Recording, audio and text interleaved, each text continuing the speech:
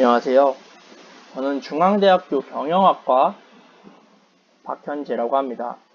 오늘은 제가 노벨 경제학자 수상자 밀턴 프리드먼에 대해서 이야기를 해보려고 합니다.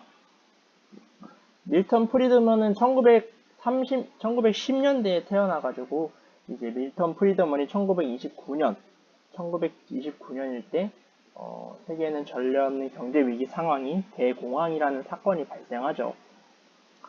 이에 정부가 시장에 적극적으로 개입해야 한다는 케인즈의 이론이 주류를 이루었습니다.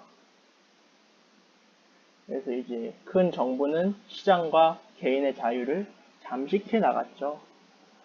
그렇게 해서 이제 많은 국가들에서 경제 위기를 해결하기도 했지만 결국 끊임없는 인플레이션을 낳았습니다. 경기가 호황이면은 물가도 동반 상승한다는 케인즈 학파의 이론은 시장 경기가 불황인데도 물가 상승이 이루어지는 스태그플레이션이 1970년대 발생하게 되자 더 이상 케인즈 학파로서의 이론만으로는 설명할 수 없는 상황이 발생해 이제 거기에 대해서 이제 시장이 지나친 개입을 하지 말아야 한다는 목소리가 나오게 되죠. 시장 중심 자유 경쟁을 외친 경제학자, 그게 바로 프리드먼이 되겠습니다. 프리드먼은 현대 경제학에 지대한 영향을 미친 통화주의의 창시자입니다.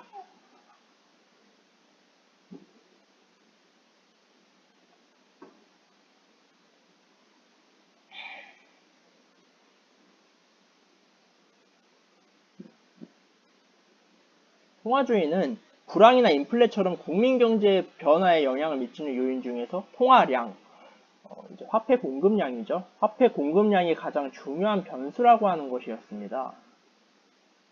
기존 케인즈 경제학자들에 따르면 이제 불황의 원인이 이제 정부 지출의 확대 재정 정책이 필요하다고 말했지만 프리드먼은 격심한 인플레나 대공황과 같은 심각한 경제 교란은 대부분 통화 교란, 그러니까 정부가 개입했기 때문에 그런 일이 발생한다고 주장한 것이었죠. 대공황도 주가 폭락이 아니라 미국 통화 당국에서 잘못된 통화량 억제 정책을 실시해서 통화량이 급감한 것이 직접적으로 기인했다고 지적했습니다. 케인즈 학파의 이제 생각들과는 정반대의 분석을 한 것이죠. 그리고 이제 1970년대 스태그플레이션이 발생하자 프리드먼의 주장은 사실로 증명되었고 인정을 받게 됩니다. 그래서 1976년 드디어 이제 소비 분석, 통화의 이론과 역사 그리고 안정화 정책의 복잡성에 관한 논증 등의 업적으로 프리드먼은 노벨 경제학상을 수상합니다. 프리드먼이 이제 끼친 영향은 아주 지대한데요. 먼저 이제 케인즈의 이론으로 당시 스태그플레이션을 설명할 수 없었습니다. 하지만 이제 프리드먼은 이를 완벽하게 설명해내고 이제 정부가 또 이를 받아들여서 정부 개입을 억제하고 통화 증가율을 일정하게 유지하며 시장과 개인의 자유를 확대하는 정책을 통해 만성 인플레 문제를 완전히 해결할 수 있었죠. 국가의 개입주의, 국가가 개입하는 경제에서 자유 경쟁 시장 경제로 전환하게 되는 계기가 된 것입니다. 이 공로로 프리드먼은 1976년 노벨 경제학상을 받게 됩니다. 또한 시카고 대학에서 30년간 강의하며 자유주의 경제 원칙의 근간을 둔 신자유주의의 대부가 되고요. 또 프리드먼에게는 개인과 가족의 자유가 궁극적인 목적이었습니다.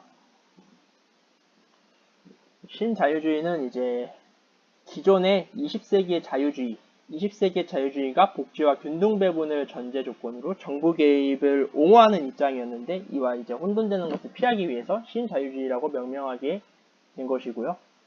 이처럼 케인즈는 현실 경제 문제도 해결하고 주류 경제학에도 아주 지대한 영향을 끼쳤으며 오늘날에도 경제학 서적이나 또는 뭐 경제학을 처음 공부한다 하면은 케인즈와 더불어서 아주 꼭꼭꼭 공부하게 되는 사람이고 인물이고 또 학파고 그렇게 됩니다. 프리드먼이 한 말이 있는데요. 자유보다 평등을 앞세우는 평등을 더 자유보다 앞세우는 이들에게 프리드먼은 자유와 평등을 둘 다 잃을 수 있다고 경고했습니다. 그는 이처럼 자유경제체제인 자본주의를 확립할 때 정치적 자유 또한 누릴 수 있다고 주장했습니다. 진정한 자유주의의 수호자였던 것이죠. 여기까지 1976년 경제학상 노벨상을 받은 밀턴 프리드먼에 대한 이야기였습니다. 감사합니다.